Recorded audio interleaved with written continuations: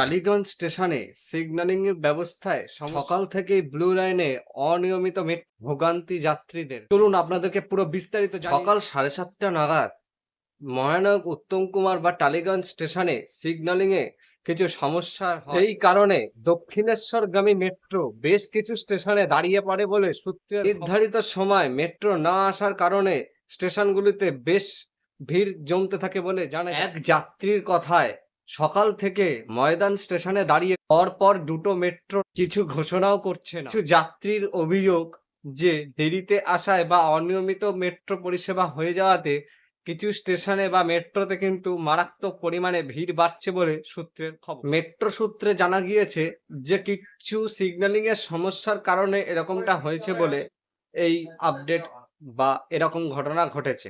ঠিক আছে, তা যত দ্রুত সম্ভব তারা ঠিক করছে। এবার বিষয়টা হচ্ছে এতক্ষণে আপনারা যখন ভিডিও দেখছেন ততক্ষণে কিন্তু ঠিক হয়ে গেছে। ঠিক আছে, মেট্রো পরিষেবাও আশা করি স্বাভাবিক হয়ে গেছে।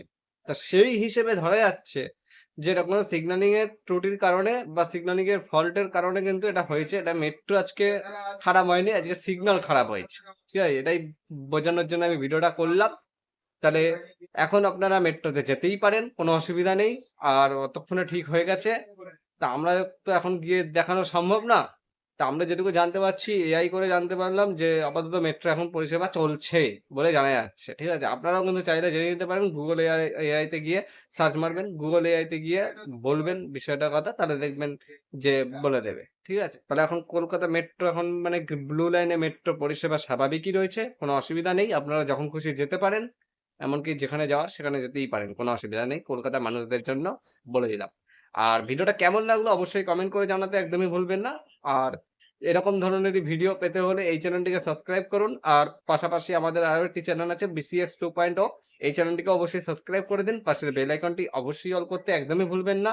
তাহলে দেখা হচ্ছে আপনাদের সঙ্গে একটা লেটেস্ট ভিডিওর সাথে। ততক্ষণের জন্য সবাই নিরাপদে থাকুন।